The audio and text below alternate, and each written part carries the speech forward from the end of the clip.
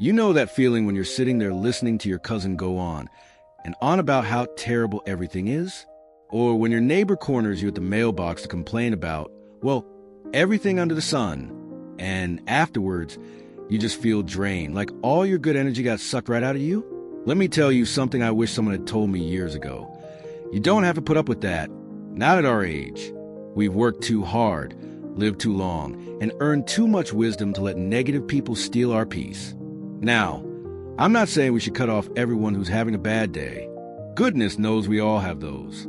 I'm talking about those people, you know exactly who I mean, who make being negative their full-time job.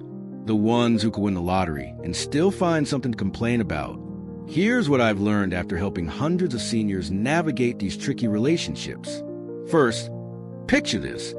You're at your weekly card game and Doris starting again about how awful her daughter-in-law is. Instead of getting pulled into that black hole of negativity, imagine you've got this beautiful golden light surrounding you. Sounds silly? Maybe, but it works. That light lets you hear what she's saying without letting it stick to you. Take a deep breath, nod, and say something simple like, "That sounds tough. What do you think you'll do?" What's happening here is magic. You're being kind without being a doormat. You're listening without joining her pity party. And 9 times out of 10, she'll either change the subject or go find someone else to complain to.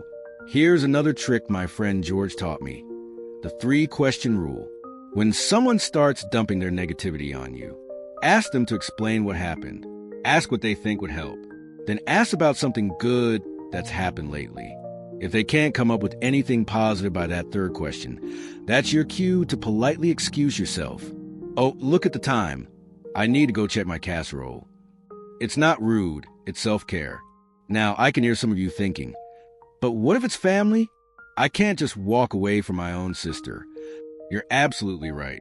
And that's exactly what we'll talk about next time. How to handle those sticky situations where you're stuck dealing with negative people you can't avoid.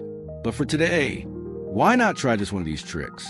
Maybe imagine that golden light next time you're on the phone with your complaining brother-in-law.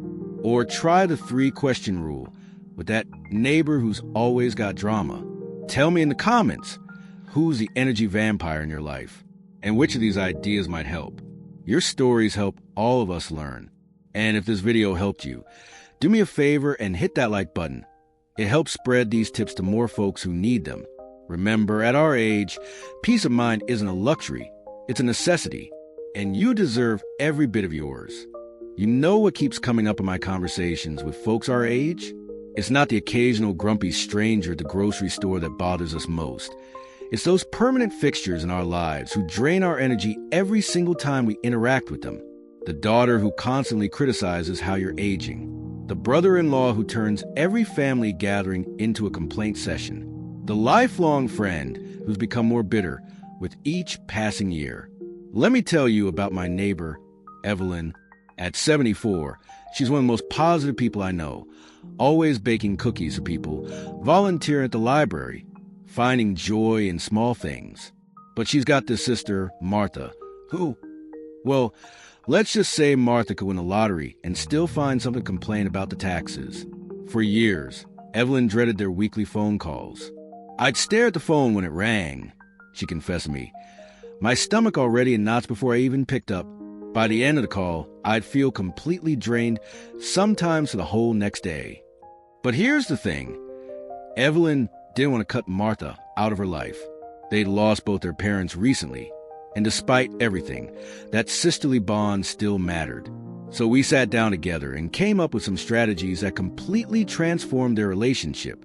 And I want to share these with you because if you're watching this, I'm guessing you've got your own Martha in your life. First, we created what I call the time limit system. Evelyn started setting a kitchen timer for 20 minutes when she called Martha. Not in a mean way, just as a gentle boundary for herself. When that timer went off, she had polite exit lines ready. "Oh, Martha, my neighbor just pulled in the driveway. I need to go help with her packages."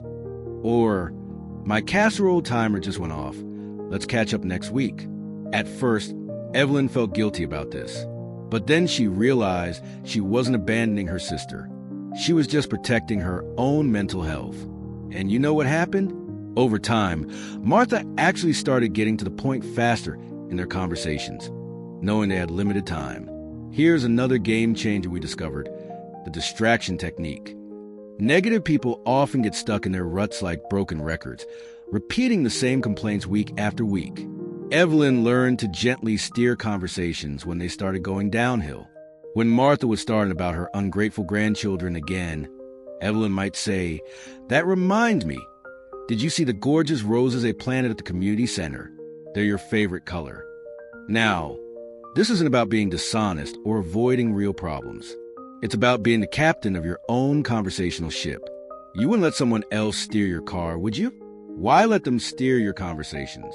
For in-person situations, like family gatherings or weekly card games, we developed the Buffer Buddy system. Evelyn recruited her niece, who totally understood the situation, to be her ally. When Uncle Frank started ranting about politics again, her niece would swoop in with, "Aunt Evelyn, didn't you want to show me those photos from your cruise?" It became almost like a game, spotting the negative spiral coming and heading it off together. But here's the most important lesson Evelyn learned, and it took her a while to really believe it. You are not responsible for fixing someone else's negativity. Their bad mood is not your emergency. At our age, we've earned the right to protect our peace without apology. I'll never forget what Evelyn told me after a few months of using these strategies. "I still talk to Martha every week, but now I don't dread it anymore. And sometimes, I even hear glimpses of the funny, caring sister I grew up with coming through." Now, I know some of you are thinking, but what about when a negative person is my spouse? Or what if it's my adult child who's always criticizing me? Those situations need slightly different approaches, and that's exactly what we'll dive into next time. But for today, I want you to think about this. Who's that difficult person in your life that you can't avoid? What's one small boundary you could start setting with them? Maybe it's limiting your phone calls to 20 minutes. Maybe it's having an exit strategy for family gatherings. Maybe it's teaming up with a buffer buddy. I'd love to hear your thoughts in the comments. Your experiences might help someone else going through the same thing. And if this video gave you some useful ideas, do me a favor and hit that like button. It helps these messages reach more people who need them. Remember what Eleanor Roosevelt used to say: "No one can make you feel inferior without your consent." Well, I'd add to that, no one can drain your joy without your permission. And at this stage of life, our joy is too precious to give away. You know, there's a special kind of heartache that comes when the negativity isn't from some cranky neighbor or distant relative, but from the people who are supposed to love us most. The adult child who's always criticizing your choices. The spouse who's grown more bitter with each passing year. The caregiver who makes you feel like a burden. Let me tell you about my friend Harold. At 78, he found himself dreading visits from his daughter, Sarah. She means well, he'd say, but every time she comes over, it's like an inspection. "Dad, why are you still driving? Dad, this house is too much for you. Dad, you're not eating right." Harold would spend days preparing for her visits, cleaning obsessively, hiding his dessert snacks, only to end up feeling like a scolded child within 5 minutes of her arrival. Here's how Harold learned to change this dynamic without damaging their relationship. The thank you, but approach. When Sarah would say something like, "You shouldn't be living alone anymore," Harold learned to respond, "Thank you for caring about me, but I've made my decision about this." Simple, kind, firm, no arguing, no justifying, just a gentle boundary wrapped in appreciation.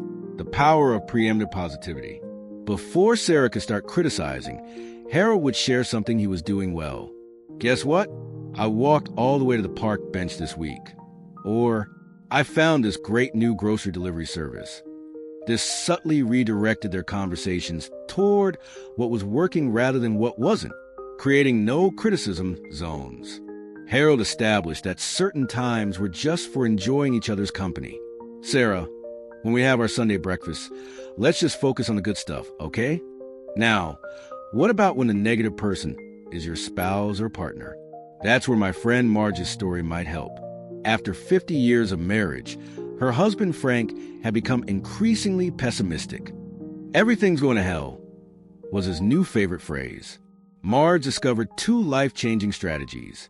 The weather report technique. When Frank would start doom spiraling, Marge would say, "Frank, I love you, but I can't handle the weather report today. Let's talk about something else." This became their lighthearted code for changing the subject. Separate but together time. Marge started scheduling activities where they could be in the same room, but engaged in different things. Her reading while he watched his shows. Togetherness without the tension. For those with critical caregivers, remember, you're the employer in this situation. Try the 3 request rule. 1. I prefer if you didn't speak to me that way. 2. I've asked before about your tone. Let's keep it respectful. 3. If it continues, I think we need to discuss this with your supervisor. Here's the truth I've learned after decades of counseling seniors. The people closest to us often reflect our own unspoken fears back at us. When your daughter criticizes your independence, it might be her own fear of losing you. When your spouse turns negative, it might be their unprocessed grief about aging. This doesn't excuse hurtful behavior, but understanding it can help you respond with compassion for them and for yourself. I'd love to hear your stories in the comments. How have you handled difficult relationships with loved ones? Your wisdom might be exactly what someone else needs to hear today. If this series has helped you, please hit that like button and consider subscribing. Remember, you deserve peace in all your relationships, especially the closest ones. As we wrap up, I'll leave you with this thought. The longer we live, the more precious our peace becomes. Protect it like the treasure it is, with kindness, with wisdom, and when necessary, with firm boundaries. Here's to living your golden years with the dignity, respect, and joy you earned.